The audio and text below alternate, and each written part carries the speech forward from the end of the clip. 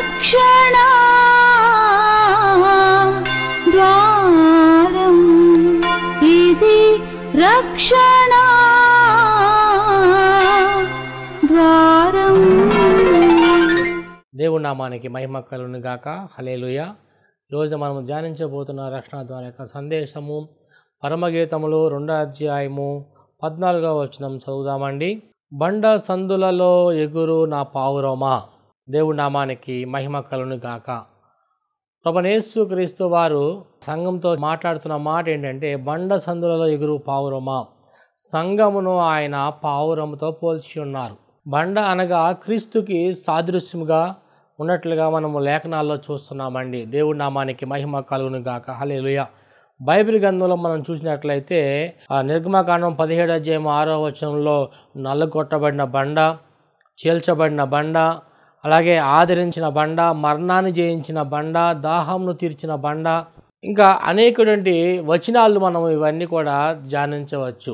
దేవుడి నామానికి మహిమ కలుగును గాక. హల్లెలూయా. ఇక పరమగీతాలు 2వ అధ్యాయం 14వ వచనం చూసినట్లయితే, బండ సందులలో ఎగురు నా పావురమా అని ప్రభువు పావురంతో ఎందుకు పోల్చి సంఘమును మాట్లాడారు అనేక విషయాలు ఈ రోజున బైబిల్ గ్రంథంలోంచి మనం కొన్ని విషయాలు ధ్యానిద్దాము. కొన్ని ప్రదేశాలకు వెళ్ళినప్పుడు మనం కొండల్లో కోనల్లో మనం చూస్తాము. ఆ కొండల మధ్యలో లోపల చిన్న చిన్న రంధ్రాలు ఉంటే ఆ రంధ్రాల్లో పావురములు ఆ లోపల ఉంటాయి. అంతేకాకుండా అనేక దేవాలయాల్లో కూడా ఆ పావురాలు ఆ లోపల నివాస స్థలాన్ని ఏర్పాటు చేసుకుంటాయి. ఎందుకని?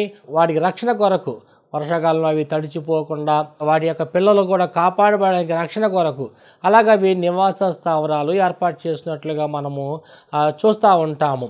అయితే ఇక్కడ అనేక మంది ప్రజలు కష్టాల్లో, బాధల్లో, ఇరుకుల్లో, ఇబ్బందుల్లో, కన్నీరులో, వేదనలో, మరణకర పరిస్థితులలో ఉన్నప్పుడు మనకి ఆశ్చర్యము ఎక్కడ అంటే, ప్రభువైన యేసుక్రీస్తు వారి దగ్గర మాత్రమే మనకు ఆశ్చర్యం ఉన్నది. కీర్తన గ్రంథం 91వ అధ్యాయంలో, మహోన్నతుని చాటున నివసించేవాడు సర్వశక్తి నీడను విస్తరించేవాడు. ఆయన్ని ఆశ్రయిస్తే వేటగాని ఊరిలో నుంచి తప్పించబడతాము. ఏ తెగులు మన గుడారము సమీపించకుండా సంరక్షించబడతాము, కాపాడబడతాము. దేవునికి స్తోత్రం. అలాగే శ్రమలు వచ్చినప్పుడు మన నివాసము, మనకు ఆశ్రయం ఎక్కడంటే ప్రభువైన యేసుక్రీస్తు వారి దగ్గర మాత్రమే. ఆయనతో వచ్చిన వారిని ఎంత మాత్రం ఆయన త్రోసివేసే దేవుడు కాదు. అనాథులుగా ఆయన విడిచిపెట్టే దేవుడు కాదు. సదాకాలము తోడుగా ఉండి నిన్ను కాపాడే దేవుడు, నీ కాపుదలనిచ్చే దేవుడు. నీ గృహమునకు, నీ ఆస్తికి, నీ సంపాదనకు, నీ బిడ్డలకు, నీ యొక్క ఆరోగ్యమునకు, నీకు కలిగిన సమస్తమంతటి కూడా దేవుడు నీకు కాపుదలనిచ్చే దేవుడు ప్రభువైన యేసుక్రీస్తు వారు. దేవుడి నామానికి మహిమ కలుగును గాక. బైబిల్ గ్రంథంలో అనేక మంది కష్టాలు వచ్చినప్పుడు ప్రభువారిని ఆశ్రయించారు. ఆ కష్టాల్లో, ఆ దుఃఖంలో ఉన్న పరిస్థితులలో వారు మనుషుల్ని ఆశ్రయించలేదు, రాజుల్ని ఆశ్రయించలేదు, అధికారుల్ని ఆశ్రయించలేదు, నాయకుల్ని ఆశ్రయించలేదు, ధనమును ఆశ్రయించలేదు. కానీ శ్రమలలో ఉన్నప్పుడు ప్రభువైన యేసుక్రీస్తు వారిని ఆశ్రయించారు. ఉదాహరణకు చాలామంది భక్తులు మనం చూసినట్లయితే, అబ్రహాం గారిని మనం చూసినట్లయితే, ఫరో ఎన్నో ఇబ్బందులు పెట్టినప్పుడు దేవుణ్ణి ఆశ్రయించాడు అబ్రహాము. అతడు దీవించబడ్డాడు. దేవుణ్ణి ఆశ్రయించిన అతని జీవితంలో జరిగిన మేలు ఏంటంటే, తనకున్న కొరతలన్నీ కూడా తీర్చబడేట్లుగా మనం చూస్తున్నాం. దేవుని వాగ్దానాలు నెరవేర్చబడేట్లుగా మనం చూస్తున్నాం. అలాగే యేసేపు జీవితం కూడా చూసినట్లయితే, చెరసాల్లో ఉన్నప్పుడు అవమానాల్లో, నిందల్లో వారు రాజుల్ని ఎవరిని ఆశ్రయించలేదు, కానీ దేవుణ్ణి ఆశ్రయించినప్పుడు యేసేపు ప్రధానమంత్రిగా దేవుడు అతన్ని నిలబెట్టాడు. అలాగే షడ్రక్, మేషక్, అబేద్నెగోలు అగ్నిగుండంలోకి వెళ్ళిపోతున్నప్పుడు వారు రాజుల్ని ఆశ్రయించలేదు, కానీ దేవుణ్ణి ఆశ్రయించినప్పుడు వారు సంరక్షించబడ్డారు. దేవుడు వారికి కాపుదల అనుగ్రహించాడు. అలాగే దానియేలుని కూడా చూసుకున్నట్లయితే, ఆ సింహాల భూమిలోకి వెళ్ళినప్పుడు అతడు రేపు మరణం అయినప్పుడు కూడా ఈ రోజున అతను ప్రార్థన చేశాడు. ప్రార్థన చేస్తేనే చంపేస్తామని అనేక మంది అక్కడ అన్నప్పుడు కూడా, అతని మీద మరణమే ఎదురొచ్చినప్పుడు కూడా ప్రార్థన ద్వారానే ఏదైనా సాధ్యపరచబడుతుంది. ప్రార్థన ద్వారా మనకు విడుదల పొందుతాం. ప్రార్థన ద్వారా మరణకర పరిస్థితి అన్నింటిలోంచి మనకి జీవంలోకి నడిపించబడతామని ఆలోచన కలిగిన దానియేలు ప్రార్థన చేశాడు, దేవుణ్ణి ఆశ్రయించాడు. బండ సందుల్లో అనగా క్రీస్తు చాటున, మహోన్నతుని చాటున ఎప్పుడైతే ఆశ్రయించాడో వెంటనే అతను సింహాల బోల నుంచి తప్పించబడ్డాడు. అలాగే ప్రియ సహోదరి సహోదరుల సంగమా, ఈ రోజు నువ్వు ఎలాంటి కష్టాలు గుండగా వెళ్తున్నావో, బాధలు గుండగా వెళ్తున్నావో, నిందలు గుండగా వెళ్తున్నావో, ఎవరికి చెప్పుకోలేని పరిస్థితులు, నిరాశ, నిస్పృహ, ప్రతికూల పరిస్థితులు, నాన్నవారు మోసం చేసి నీ దగ్గర మేలు పొందుకున్న వారు తిరుగుబాటు చేసి అవమానించి నిందించి ఉన్నట్లయితే ఇదిగో ప్రభువైన యేసు క్రీస్తు వారిని నువ్వు ఆశ్రయించినట్లయితే ఆ బండ సందులలోకి పావురము ఎలాగా సంరక్షించుకోవడానికి ఎలాగా వెళ్తుందో అలాగే నువ్వు ప్రభువైన యేసు క్రీస్తు దగ్గరికి నీవు నిశ్చయంగా వచ్చినట్లయితే ఆయన నిన్ను సంరక్షించబోతున్నాడు. ప్రభువు మీకు విడుదల అనుగ్రహించబోతున్నాడు. దేవుడు మేలు జరిగించబోతున్నాడు. దేవుడి నామానికి మహిమ కలుగును గాక. ఆయన్ని ఆశ్రయించకుండా ఎన్ని క్రిస్మస్లు చేసినా వ్యర్థమే, ఎంత ఈస్టర్ పండుగ చేసినా వ్యర్థమే, ఎన్ని జనవరి ఫస్టులు చేసినప్పుడు కూడా ప్రయోజనము దొరకదు. కానీ ప్రభువైన యేసు క్రీస్తు వారిని అంగీకరించినప్పుడు, ఆయన దగ్గరకు వచ్చినప్పుడు, ఆయన శరణం జొచ్చినప్పుడు, ఆయన ఎద్దకు వచ్చి వారిని ఆయన విడిచిపెట్టే దేవుడు కాదు కాబట్టి, దాటిపోయే దేవుడు కాదు కాబట్టి నిశ్చయంగా ఆయన నీకు సమాధానాన్ని ఇవ్వగల సమర్థుడు ప్రభువైన యేసు క్రీస్తు వారు. దేవుడి నామానికి మహిమ కలుగును గాక. హల్లెలూయా. దేవునికి స్తోత్రం. రెండవదిగా చూసినట్లయితే బండ సందులలో ఎగురు పావురమా అన్నాడు. ఎగరడం అంటే సంరక్షించబడిన నీవు, విడుదల పొందుకున్న నీవు, స్వస్థ పొందుకున్న నీవు, నెమ్మది పొందుకున్న నీవు చేయవలసింది ఏంటంటే ఆ సర్వ సృష్టికి వెళ్ళి సువార్తను మనం ప్రకటించే వారిగా ఉండాలి. అయ్యో నాకు పిలుపు లేదు కదండి, నాకు జ్ఞానము లేదు కదండి, నేను వెళ్ళలేను కదండి, నాకు ఆరోగ్యం లేదు కదండి, అనేక మంది సాకులు చెప్పేవారిగా ఉన్నారు. కానీ ప్రభువైన యేసు క్రీస్తు వారు చెప్తున్నాడు కదా, బండ సందులలో ఎగురు పావురమా.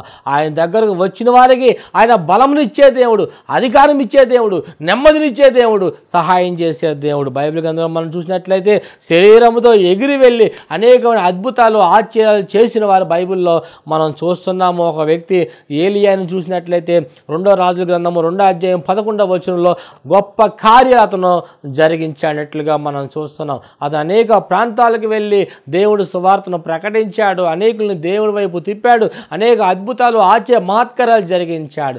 అలాగే బండ సందులు ఎగురు పావురమా అన్న రీతిగా నీవు ఏలియా వలె దేవుడు మారాలి. అంచె దినాల్లో ఉన్నాము కాబట్టి ఏలియా వలె నువ్వు నిలబడి ఆయన రాజ్యము కట్టేవారిగా ఉండాలని ప్రభువారు కోరుకుంటున్నారు.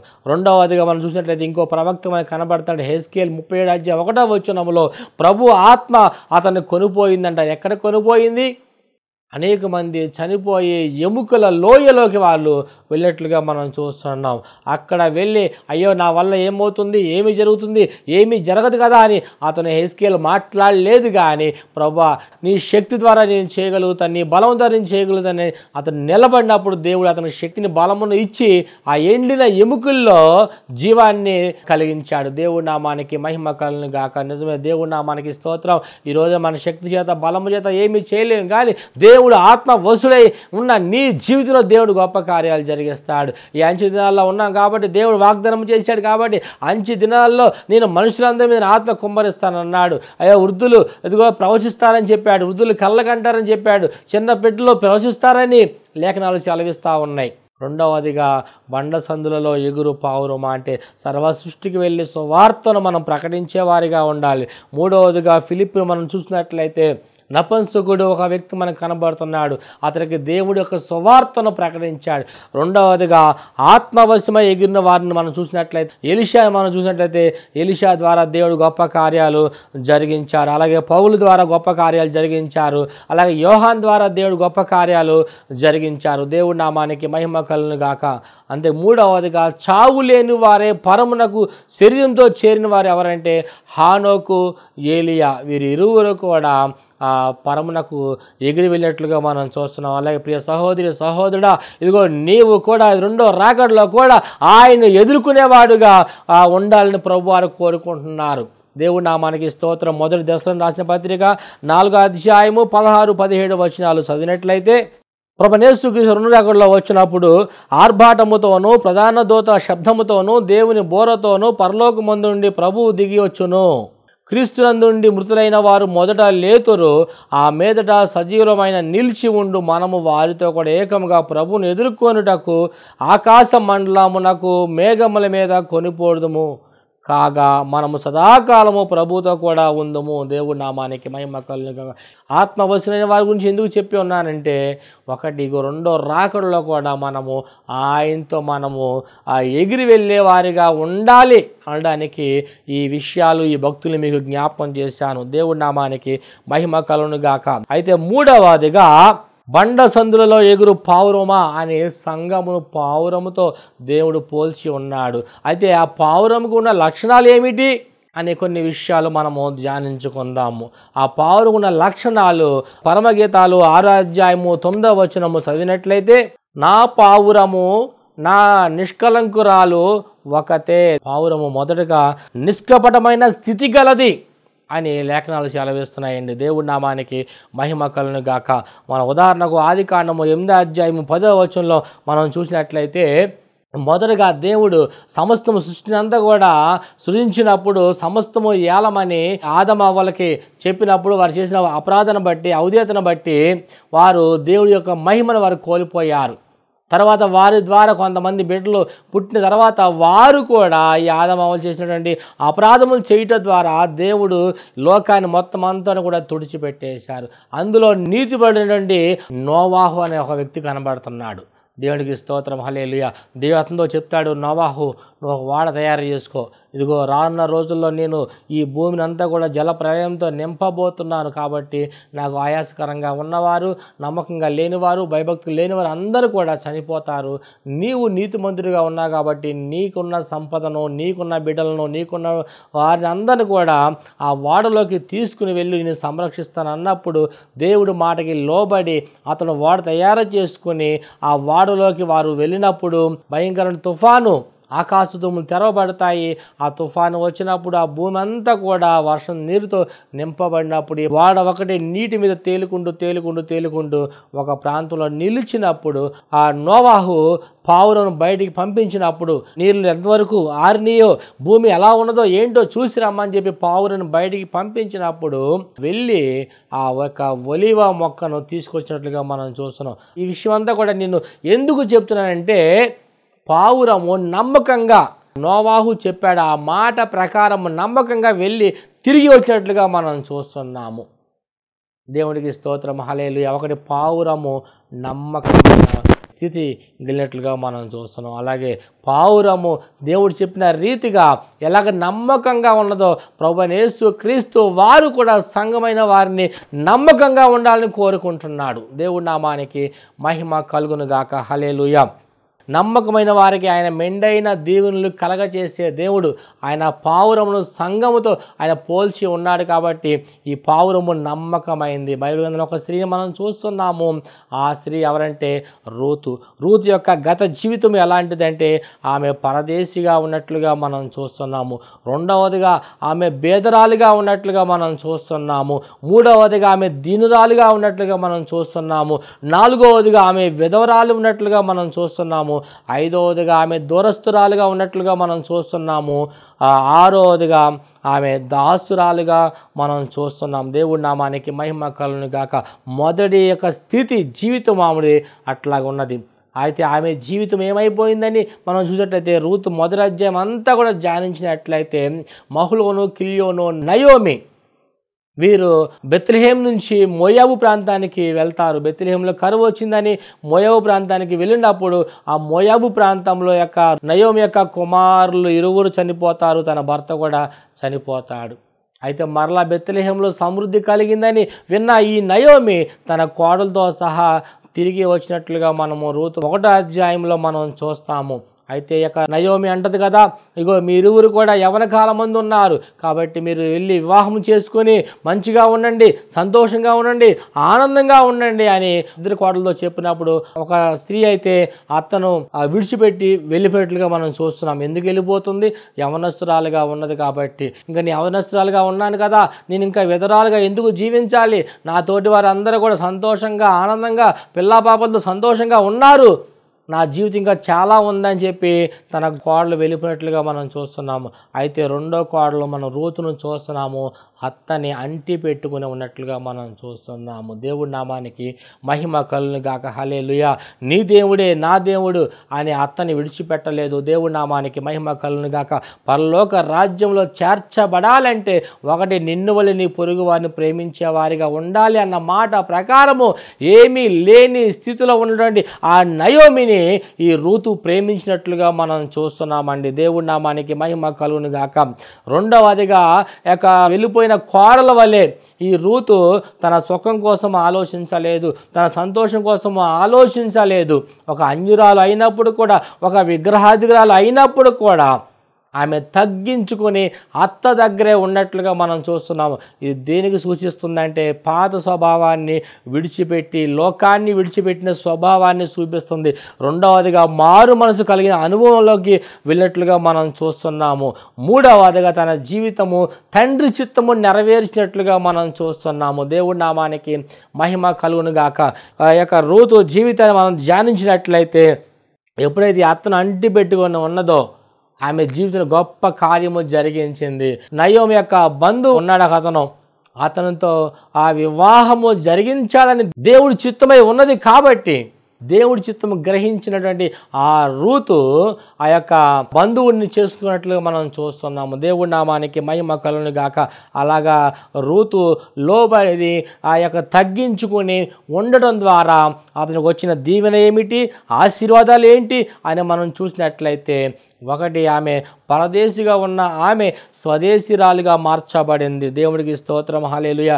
ఎప్పుడంటే ఆమె తగ్గించుకొని ఎదురు వ్యక్తిని ప్రేమించి మారు మనసుగా అనుభవం కలిగి దేవుడి చిత్తం జరిగించి ఆత్మ విషయమే దీనత్వం కలిగి ఆమె ఎప్పుడైతే అత్తను అంటిపెట్టుకుని ఉన్నదో ఆమె పరలోక రాజ్యంలో చేర్చబట్టుగా మనం చూస్తున్నాం. దేవుడి నామానికి మహిమ కలుగును గాక. అయితే ఆమెకు వచ్చిన ఆశీర్వాదం ఏంటి అని మనం చూసినట్లయితే ఆమె ఎంతో ధనవంతురాలుగా మార్చబడింది. రూతు 2:1 మనం చూసినట్లయితే ధనవంతురాలుగా మార్చబడినట్లుగా మనం చూస్తున్నాం. దేవుడికి మహిమ ఐశ్వర్యము ఆమెకు ప్రభువారు అనుగ్రహించినట్లుగా మనం చూస్తాం. క్రీస్తు మహిదైశ్వర్యంలో నీ ప్రతి అవసరం తీర్చబడుతుంది అన్న మాట ప్రకారము క్రీస్తు మహిదైశ్వర్యంలో ఆమె యొక్క అవసరాలన్నీ కూడా తీర్చబడినట్లుగా మనం చూస్తున్నాం. అలాగే ప్రియ సహోదరుడు సంగమా, నువ్వు ఏ అవసరంలో ఉన్నావో నాకైతే తెలియదు, కానీ దేవుడి చిత్తానికి నీ యొక్క వివాహాన్ని అప్పజెప్పుకుని నీ యవన జీవితాన్ని దేవుడికి అప్పజెప్పుకుని నువ్వు ముందుకు కొనసాగినట్లయితే, దేవుడి చిత్తము నెరవేర్చినట్లయితే పరలోక రాజ్యంలో దేవుడు నీకు స్థానాన్ని అనుగ్రహిస్తారు. రెండవదిగా మహిమైశ్వర్యాన్ని దేవుడిని కలగజేస్తాడు. ఈ మూడవదిగా ఈ రూతు ధన్యురాలుగా దీవించబడిన వ్యక్తిగా మనం చూస్తున్నాము. నాలుగవదిగా హెచ్చించబడినట్లుగా ఒక యజమానురాలుగా మనం చూస్తున్నాం. దేవుడి నామానికి మహిమ కలుగును గాక. నమ్మకమైనటువంటి ఈ యొక్క స్త్రీ ఎవరంటే రూతు. నమ్మకమైన వారికి మెండైన దీవులు కలగజేసిన మాట ప్రకారము దేవుడు రూతుని సమృద్ధిగా ఆశీర్వదించాడు, దీవించాడు, సకల సమృద్ధి కలగజేసినట్లుగా మనం చూస్తున్నాము. ఆమెకున్న కొరత ఏదైతే ఉందో తొలగించబడింది, ఆమెకున్న ఒంటరితనము తొలగించబడింది, ఆమెకున్న కన్నీరు తొలగించబడింది, ఆమెకున్న వేదన తొలగించబడింది, ఆమెకున్న శాపము తొలగించబడింది, ఆమెకున్న ప్రతికూల పరిస్థితులన్నీ కూడా తొలగించబడి. దేవుడి నామానికి మహిమ కలుగును గాక. హల్లెలూయా.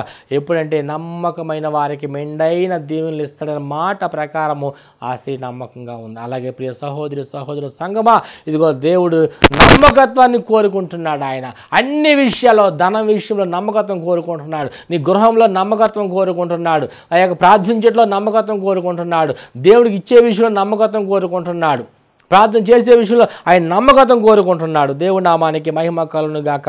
రెండవదిగా చూసినట్లయితే పావురము ఒక లక్షణం ఏంటంటే ఆ పావురము పరిశుద్ధమైన స్థితి కలిగిందిగా మనం చూస్తున్నాం.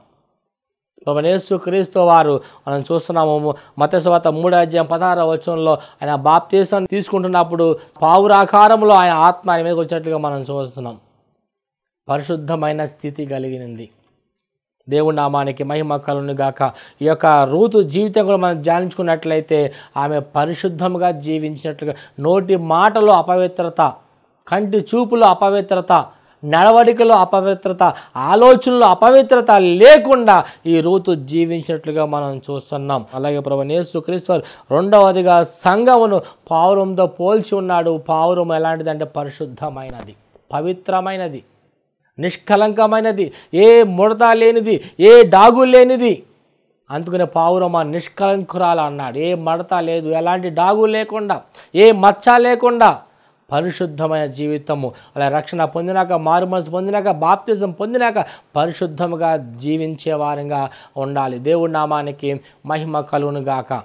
బైబిల్ గ్రంథంలో అనేక మంది పరిశుద్ధంగా జీవించిన వారు మనం చూస్తున్నాము. వారి జీవితంలో అనేక అద్భుతాలు, ఆశ్చర్యాలు జరిగినట్లుగా మనం చూస్తున్నాం. ఉదాహరణకు దానియేలుని మనం చూసుకున్నట్లయితే అపవిత్రమైనది ఏది కూడా ముట్టకుండా అతను జీవించాడు. కాబట్టి అతను దీవించబడ్డాడు. ఎలా దీవించబడ్డాడు? శ్రమలలో, అతనికి బాధలలో, అతను కష్టాల్లో దేవుడు అతను తప్పించాడు. అంతేకాకుండా 120 మందికి అధిపతులకి దేవుడు ఒక ఉన్నతమైన అధికారిగా దానియేలు దేవుడు నిలబెట్టాడు. అంతేకాకుండా బానిసగా దానియేలు బబులోనికి వచ్చాడు. రాజులు మార్చబడ్డారు, రాజ్యాలు మార్చబడినాయి, కానీ బానిసగా వచ్చిన దానియేలు జీవితం మాత్రము ఒక ఉన్నతమైన స్థాయిలో ప్రభువారు నిలబెట్టగల కారణం ఏంటంటే అతను పరిశుద్ధమైన జీవితం జీవించాడు. కాబట్టి ఈరోజు నా సంఘము కూడా పరిశుద్ధంగా ఉండాలని ప్రభువారు కోరుకుంటున్నాడు. ఎందుకంటే రెండో రాకడలో నువ్వు ఆయన ఎదుర్కోవాలని, రెండో రాకడలో పావురం వలె ఎగిరి ఆయన్ని హత్తుకోవాలని, కడపర శబ్దం వినబానగానే ఆయన్ని మనం కలుసుకోవాలని ప్రభువారు కోరుకుంటున్నారు. కాబట్టి పావురము పరిశుద్ధమైన జీవితము స్థితి కలిగింది ఉంది కాబట్టి, అలాగే సంఘము కూడా పరిశుద్ధమైన జీవితము కలిగి ఉన్నట్లయితే దేవుడు దానియేలుకి గొప్ప ఆధిక్యతనిచ్చాడు, ఒక ఉన్నతమైన స్థాయిని దేవుడు అనుగ్రహించాడు. యేసేపు జీవితాన్ని కూడా చూసినట్లయితే పాపము దాని మీద పడుతున్నప్పుడు కూడా అతను విదిలించుకుని పారిపోయినట్లుగా మనం చూస్తున్నాం. రెండవదిగా పరిశుద్ధమైనటువంటి జీవితము సంఘము ఉన్నట్లయితే ఇగో యేసేపుని ఆశీర్వదించినట్లుగా, దానియేలుని ఆశీర్వదించినట్లుగా ప్రభువారు మిమ్మల్ని ఆశీర్వదించబోతున్నాడు. మీ కుటుంబాలను ఆశీర్వదింపబోతున్నాడు. మీ కుటుంబాలను నెమ్మదినివ్వబోతున్నాడు. గొప్ప కార్యాలు మీ జీవితాన్ని జరిగించబోతున్నాడు. మూడవదిగా ఈ పావురం దేనికి ఉపయోగిస్తారంటే బలిగా అర్పిస్తారు. లేవి కాండము 1వ అధ్యాయం మనం చూసుకున్నట్లయితే బలిపీఠం మీద ఆ పావురు యొక్క తలను ఇలా విరగతీసినట్లుగా మనం చూస్తున్నాం. మూడవదిగా ఈ పావురము బలికి అర్పించేదిగా ఉన్నట్లుగా మనం చూస్తున్నాం. పాత నిబంధన గ్రంథంలో ఎవరైనా పాపం చేసిన వారు, అపరాధం చేసిన వారు ఆ గొర్రెలు, పొట్టేలు, మేకలు ఇవ్వలేని వారు ఏం చేసేవారంటే వారి దగ్గర ఉన్న ధనమును బట్టి చిన్నగా గువ్వలని, తెల్ల పావురాలను తీసుకుని వెళ్ళేవారు. ఈ పావురము బలి అర్పించడానికి ఉపయోగపడేది. పావురం యొక్క తల విరగదీసేవారు. అంటే ఈ యొక్క పావురము తల విరగతీయబడము ఎలాంటి సూచనలు ఉన్నాయంటే, ఇదిగో తలలో ఉన్న ఆలోచనలు ఏమైతే ఉన్నాయో అవన్నీ చెడ్డ ఆలోచనలు ఏమైతే ఉన్నాయో, చెడ్డ ఆలోచనలు అనగా గర్వము, కోపము, అసూయ, ద్వేషము, కక్షలు, మతతలు, విమతలు, అలర్తో కూడిన ఆటపాటలు, గర్వాంధులై నివసించటము, గర్వాంధులే జీవించటము, సహనము లేకపోవటము, ఓర్పు లేకపోవటము, నిరీక్షణ లేకపోవటము, ఇవన్నీ కూడా తొలగించబడి ఉండాలని ప్రభువారు కోరుకుంటున్నారు. అంతేకాకుండా ఈ తలలో ఉండే భాగాలు ఇంకా మనం చూసినట్లయితే కళ్ళను మనం చూస్తున్నాము. అపవిత్రమైన వాటిని చూడకుండా, అపవిత్రమైన వాటిని కోరుకొనకుండా, అపవిత్రమైన వాటి వైపు పరిగెట్టకుండా ఉండాలని ప్రభువారు కోరుకుంటున్నారు. ఇంకా మనం చూస్తున్నాము ఈ చెవులు చెడ్డ వాటిని వినకుండా మంచి వాటిని, దేవుడు ఒక వాక్యాన్ని విని వాక్యానుసారంగా జీవించాలని ప్రభువారు కోరుకుంటున్నారు. అలాగే ఆహారము, నోటి ద్వారా, నోరు కూడా మనం మాట్లాడే మాట, ప్రతి మాట కూడా యథార్థంగా ఉండాలి, నమ్మకంగా ఉండాలి. అవునంటే అవును, కాదంటే కాదన్నట్టుగా మాట ఉండాలని ప్రభువారు కోరుకుంటున్నారు. అలాగే నోటి మాట ద్వారా కూడా పాపము చేయకుండా కాపాడుకునే వారిగా ఉండాలని ప్రభువారు కోరుకుంటున్నారు. 4వదిగా ఈ పావురము మూలిగే అనుభవం, అంటే స్తుతించే విధానంలోకి వెళ్ళాలి, ఆ దేవుణ్ణి ఆరాధించాలని ప్రభువారు కోరుకుంటున్నారు. ఈ పావురం వల్ల మనము మూలగాలి అంటే కష్టంలో, బాధలో, వేదనలో, కరుణలో, ప్రతికూల పరిస్థితులలో, శ్రమలలో, ఇబ్బందులలో, మరణకర పరిస్థితులు ఎన్ని వచ్చినప్పుడు కూడా మనుషుల మీద ఆధారపడతాం కాదు, నాయకుల మీద ఆధారపడతాం కాదు, మన జ్ఞానము, మన శక్తి, మన బలము కాదు, కానీ దేవుడి మీద ఆధారపడేవారిగా ఉండాలి. కష్టకాల సమయంలో దేవుడిని స్తుతించేవారిగా ఉండాలి. అపోస్తల కార్యాల్లో మనం చూసినట్లయితే పౌలు శీలను తీసుకుని వెళ్ళి చెరసాల్లో బంధిస్తారు. తీసుకువెళ్ళి ఎందుకు బంధించారు? సువార్తను ప్రకటించారని, సువార్తను అనేక మందికి వినిపించారని. ఆ బంధించినప్పుడు పౌలు కానీ శీల కానీ నోటి మాటల ద్వారా కూడా చిన్న మాట కూడా దేవుణ్ణి దూషించలేదు. అయ్యో దేవుని సువార్తను ప్రకటిస్తున్నాం కదా, ఎందుకు మాకు ఈ కష్టాలు, దేవుడిని నమ్ముకున్నాం కదా, ఎందుకు మాకు ఈ బాధలు, దేవుణ్ణి ఆశ్రయించాం కదా, ఎందుకు మాకు ఈ మరణము, మాకే ఎందుకు ఇలా జరుగుతుంది, మాకే ఎందుకు ఈ అప్పులు, మాకే ఎందుకు ఈ అవమానాలు, మాకే ఎందుకు ఈ నిందలు అని ఎక్కడ కూడా భక్తులు దేవుణ్ణి బాధ పెట్టే మాటలు మాట్లాడలేదు. కానీ వారు కష్టకాల సమయంలో వారు చేసింది ఏంటంటే స్తుతించారంట. దేవుడి నామానికి మహిమ కలుగును గాక. పౌలు శీలను కొట్టి తీసుకువెళ్ళి ఆ వీధుల్లోంచి లాక్కుని వెళ్ళి చెరసాల్లో పడేశారు. కష్టకాల సమయంలో వారు దేవుణ్ణి ఆరాధించారు. సకలం సమృద్ధి కలిగిన తర్వాత దేవుణ్ణి ఆరాధిస్తున్నారు. కానీ ఏమీ లేనప్పుడు దేవుణ్ణి బాధ పెట్టేవారిగా ఉంటున్నారు. దేవుని కోరుకున్నది ఏంటంటే ఏమీ లేనప్పుడు మనం దేవుణ్ణి స్తుతించేవారిగా ఉండాలి. కష్టకాల సమయంలో దేవుణ్ణి స్తుతించేవారిగా ఉండాలి. నీకున్నటువంటి ఆ చెరసాల బంధకాలు ఏమైతే ఉన్నాయో ఆ బంధకాలన్నీ తొలగించబడతాయి. ఏంటి ఆ బంధకాలు? మరణమనే బంధకాలు, చేతబడి తాంత్రిక మాంత్రిక చిల్లంగి దుష్ట శక్తుల ద్వారా, చేతబడి శక్తుల ద్వారా వస్తున్నటువంటి మరణకర పరిస్థితులు ఏమైతే ఉన్నాయో ఆ బంధకాలన్నీ తొలగించబడతాయి. నీ కుటుంబంలో ఉన్న బంధకాలు తొలగించబడతాయి. ఈ యొక్క కుటుంబంలో ఉన్నటువంటి భార్యాభర్తల మధ్య ఉన్న గొడవల ద్వారా వస్తున్న సమస్యలు ఏమైతే ఉన్నాయో బంధకాలు అన్నీ కూడా తొలగించబడతాయి. పాపపు కట్టుల నుంచి విడిపించబడతారు ఎప్పుడంటే దేవుణ్ణి స్తుతించినప్పుడు. నాలుగవదిగా ఈ పావురము ఎలాంటిదంటే పరిశుద్ధాత్మ కుమ్మరింపు పొందుకునే అనుభవంలోకి మనం చూస్తున్నాం. అపోస్తలుల 2వ అధ్యాయం మనం చూసినట్లయితే సంఘం అంతా కూడా అత్యాశక్తితో వారు ప్రార్థన చేస్తున్నారు. 10 దినములు కనిపెట్టుకుని ప్రార్థన చేసుకున్నప్పుడు దేవుడి సన్నిధి ఆకాశంలో నుంచి పరలోకం నుంచి దిగి వచ్చి వారి మీద అగ్ని జ్వాలల వలె వారి మీద కుమ్మరించబడినప్పుడు పేతురు యోహాను మనం చూస్తున్నాం కదా, గొప్ప కార్యాలు జరిగించారు. అలాగే ఈ రోజున ప్రభువు చెప్తున్న మాట ఏంటంటే పరిశుద్ధాత్మ పొందుకునే వారిగా ఉండాలని కోరుకుంటున్నారు. ఆత్మ లేనివాడు నా వాడు కాదంటున్నారు. ఈరోజు చాలా బోధలు మనం చూస్తున్నాము. ఆత్మ లేదని చెప్పేవారు చాలామంది, భాషలు లేవని చెప్పేవారు చాలామంది. పరిశుద్ధాత్మ పొందుకున్న వారు గొప్ప కార్యాలు జరిగిస్తారు. పరిశుద్ధాత్మ పొందుకున్నవారు ప్రేమ కలిగి జీవిస్తారు. పరిశుద్ధాత్మ పొందుకున్నవారు ఎదురువారిని ప్రేమించేవారిగా ఉంటారు. పరిశుద్ధాత్మ పొందుకునేవారు ఆయన చిత్తము నెరవేర్చేవారిగా ఉంటారు. పరిశుద్ధాత్మ పొందుకునేవారు వారి జీవితాల్లో ఏమి జరగబోతుందో వారు తెలుసుకొని ఆ రీతిగా ముందుకు కొనసాగేవారిగా ఉంటారు. పరిశుద్ధాత్మ పొందుకునేవారు తన వివాహ జీవితం ఎలాగ జరగబోతుందో ప్రభువు వారు బయలుపరుస్తారు. అతను ఏ ఉద్యోగం చేయాలి, ఏ జాబు చేయాలి, ఏ పని చేయాలి దేవుడు వారికి బయలుపరుస్తారు. పరిశుద్ధాత్మ పొందుకున్నవారు ఆచారాన్ని విడిచిపెట్టేవారిగా ఉంటారు. పరిశుద్ధాత్మ పొందుకున్నవారు పాత స్వభావాన్ని విడిచిపెట్టి నవీన స్వభావం వారు ధరించుకుంటారు. పరిశుద్ధాత్మ పొందుకున్నవారు పాత ఆచారాలు అనగా ఇంటికి కలవందలు పెట్టడము, దిష్టి గుమ్మడికాయలు పెట్టడము, సమాధులలో మీద పువ్వులు జల్లడము, కోతులు అంటించడము, ఆ పటాలకు పూలమాలలు వేయడము, ఇలాంటి అన్నింటిని కూడా వారు తిరస్కరిస్తారు. పరిశుద్ధాత్మ పొందుకున్నవారు ఇల్లు కట్టుకున్నప్పుడు నవధాన్యాలు వేయటము ఇవన్నీ కూడా వాటన్నిటిని తిరస్కరిస్తారు.